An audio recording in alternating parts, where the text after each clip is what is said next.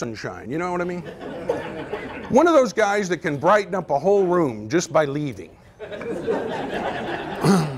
Well, after a few minutes, she comes back down the aisle and gives me the chicken dinner and gives him the beef dinner. Now I have a Braille watch so I could time this because I knew someday I'd be telling you this story. For the next 41 minutes on this flight, he told me everything you could imagine and some things you could not imagine that were wrong with the beef dinner and why he wished he had the chicken. And then I realized that's the way most people live their lives. There's a few people that make the right decisions. They're the healthy, wealthy, happy, successful people that get whatever their idea of success is out of this life. There's a few people that make the wrong decisions. They live in places like McAllister and Leavenworth and San Quentin, and they don't have a lot to worry about. Or maybe they do, I don't know. And then there's the vast majority of people you will ever meet in your life that never make a decision at all. They spend more time planning their 3-day weekend than they do what are they going to do for the rest of their lives. And if you don't get anything else out of our brief time together here today, I want you to realize this life we're living right now, this is not a practice game. This is the World Series and the Super Bowl and the Olympics all rolled up into one, and you need to feel that kind of power and passion about what you do or find a new attitude. And today would not be too soon, because at best life is too short and we all have the right to choose. And anytime you don't like the way your life is going, just get up off your blessed assurance and change the channel, because it's up to you. The second thing I want to make sure you know when you leave this room that you may or may not have known when you came in is you're sitting there right now simply one quality decision away from anything you want, because you change your life when you change your mind. That is the most dynamic concept you will ever encounter. Everything you'll ever do and know and have and create and give is based on the fact that you change your life when you change your mind. Now, people ask me all the time, Jim, if all I have to do is exercise my right to choose and make a quality decision and change my life by changing my life. If it's that simple, why do so many people fail to get what they want out of this life? Well, it's what I call the spider monkey syndrome. Now, this is the deep intellectual part of my program here this morning. So if the person next to you looks a little slow, you may have to help them through this part. You can just lean over and explain it to them. And if everybody around you is looking at you right now, well, can't help you with that. Spider monkeys are about 6 inches tall, and they look more like human beings than any other monkey or primate in the world. And spider monkeys live in the tallest trees in the most dense jungle in the Amazon basin down in South America. And for years they tried to capture the spider monkeys. They wanted to ship them back here and sell them as pets. So first they tried to capture them in these nets. They would shoot these giant nets up into the trees, but the spider monkeys are too fast and they're too small, and they could run around the nets or they could slip through the holes in the nets. So that didn't work. So the next thing they tried was with the tranquilizer guns, and they wanted to shoot them with these dart guns, but the spider monkeys are too high up in the trees and there's too many leaves and branches in between, and they were frustrated in every attempt to capture the spider monkeys until one of the natives came and showed them how to do that. And I'm going to share that with you here today. So when you go home and say, what did you learn at that all-day thing over at the deal? Say, I learned how to capture a spider monkey. Now, it may not seem like a big deal to you here this morning, but if there's an outbreak of these in your neighborhood, you'll be the only one on your block knows how to capture a spider monkey. You'll thank me then. Now, the way you capture spider monkeys, you take one peanut, you put the peanut inside of a clear glass bottle. You place the bottle with the peanut inside of it at the base of a tree, and you leave. You have now built the perfect spider monkey trap. And while you're gone, that little spider monkey, he'll look way down there, and he will see that peanut in the bottle. And eventually, he'll climb down there and put his little hand in there, grab the peanut, making his fist too large to get out of the bottle, and you have captured a spider monkey. You can come back an hour, a day, or a week later, and he'll be standing there holding on to that peanut that he didn't want in the first place and he can't eat anyway. You can put a whole bag of peanuts right there next to him, and he'll just stand there holding on to that one peanut. You can spread bananas all around him there, and he'll just stand there holding on to the peanut. He'll eventually starve to death if you don't help him. You can have other little spider monkeys around him there playing little spider monkey games. And he'll stand there all by himself. You can take away his freedom. You can take away his very life. And he will stand there holding on to a peanut he didn't want in the first place.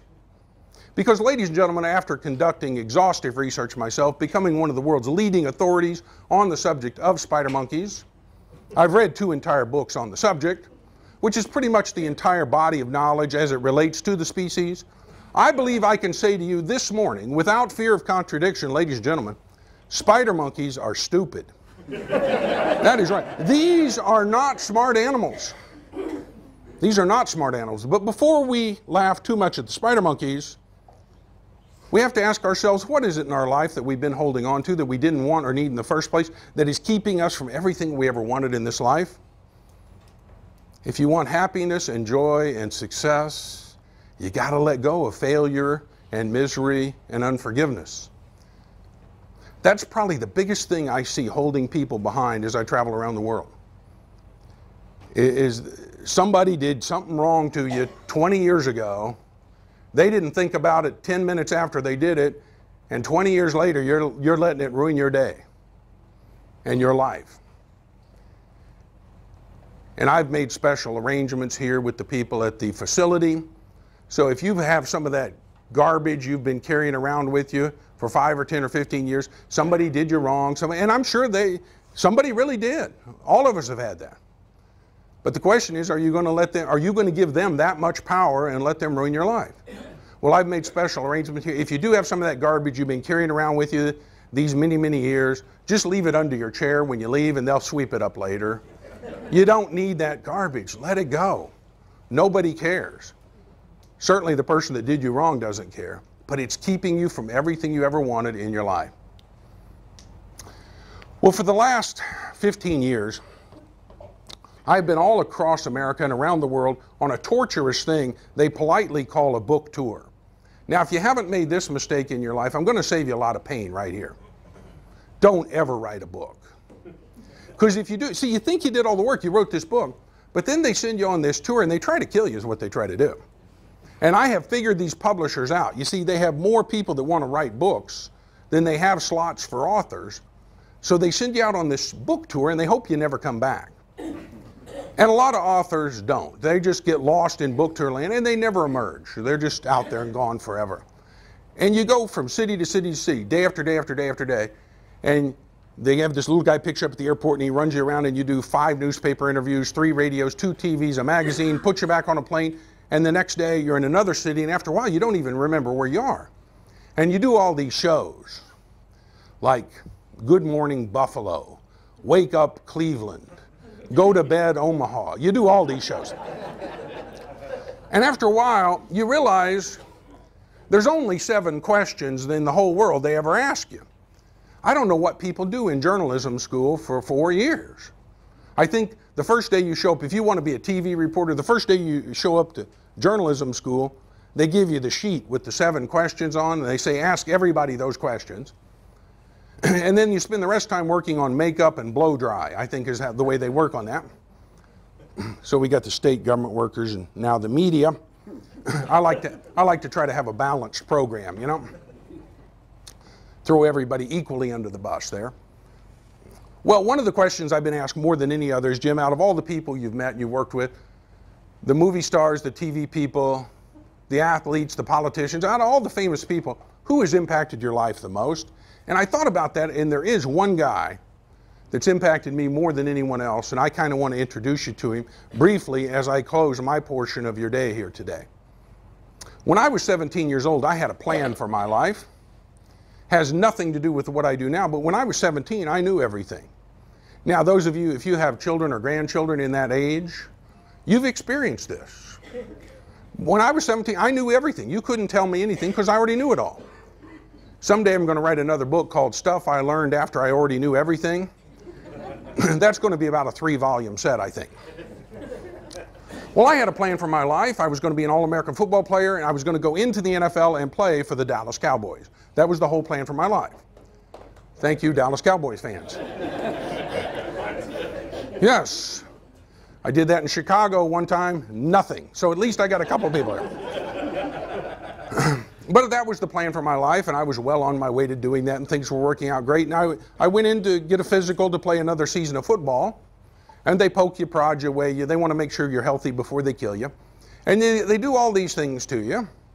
And it was taking a lot longer than these physicals usually take. And finally, a doctor came in, and he shined a light in my eye and put drops in there and said, read that chart. So I did. Then he left and scribbled a little in the book, and then another doctor came in, put in some more drops, shined his light in there and said, read that chart. So I did. And finally, a third doctor came in, he ran some other tests, and then the three doctors went over in a corner and kind of had a huddle. Talked about it a minute, and then the three doctors took me down a long hall, sat me down at a conference table, and they said, Jim, we're not sure why, and we're not sure when, but we do know someday you're going to be totally blind and there's not one thing we can do about it. And your whole world just stops right there. I didn't know what I was going to do, but I knew I was not going to make it in the NFL to play for the Dallas Cowboys, because do you know, folks, at that time and to this very day, there has never been a blind guy play for the Dallas Cowboys. Now, if you saw that Redskins game earlier this year, you would question that. You would really question that. In fact, I called Jerry Jones up. I said, Jerry, are we hiring blind people now or what? What are we? He said, no, Jim, those guys have some other issues. I think he called it unemployment was their big issue they were going to have. So I wasn't sure what I was going to do, so I came back to Tulsa, my hometown, and I enrolled in a local college. Sometimes college is a good place to go if you don't know what you want to do, because in some cases it's taught by people who don't know what they want to do. So we have the state government and the media, the higher education. We're hitting all the bases today. Well, near where I went to college, there was a school for blind kids.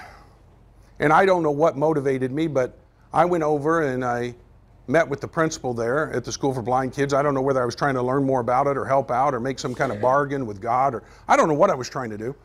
But I said, look, I have no background, no training, no experience in working with blind children, and I'd like to teach here. Well, you can imagine how excited they were to see me. Oh yeah, here's the guy we've been looking for, right? Can we get him on the faculty immediately? But she was very kind, the principal was, and she said, Jim, if this is really something you want to do, we do have one child you can work with one-on-one. And I said, well, I was kind of thinking of having my own class, actually. She said, Jim, you either work with this one kid or you get out of here. Well, folks, I've determined over the years, when you don't have any choice, it's not that hard to make a decision. It's kind of take it or leave it. So I said, fine, I'll take it. What do I teach this kid? And she said, Jim, that's just it. Christopher is 4 years old. He's totally blind. He has a lot of other physical problems. And we have determined that he's never going to grow or learn or advance or develop any more than he already has. So all we want you to do, Jim, is keep him quiet and keep him out of the way so the other kids can learn their lessons, because Christopher is not going any farther than he already has. And that was the sum total of the expectations they had for this young man.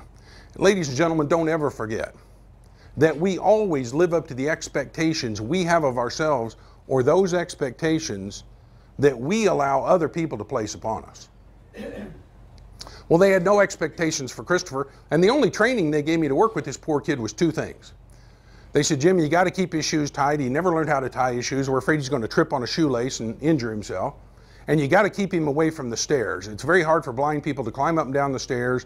We're afraid he's going to fall and hurt himself. Other than that, we don't care what you do with the kid. Just keep him quiet and keep him out of the way. Well, that first day I went out to meet Christopher. He was very, very small, much smaller than you would expect a 4-year-old kid to be. And he was indeed totally blind, and he did have a lot of other physical problems. And that first day, Christopher and I sat down and we had a serious conversation. I said, young man, before I leave here, no matter how many weeks or months or years it takes, you are at least going to learn how to tie your shoes and climb the stairs. And he said, no, I can't. And I said, well, yes, you can. And he said, no, I can't. And I said, yes, you can. He said, no, I can't. If you've ever been around a 4-year-old for any length of time, you know, they can do this all day long. I'd never seen anything quite like that. Just wear you right down. Well, we began working every day. We were learning how to tie our shoes and climb the stairs. And meanwhile, I was attending the university.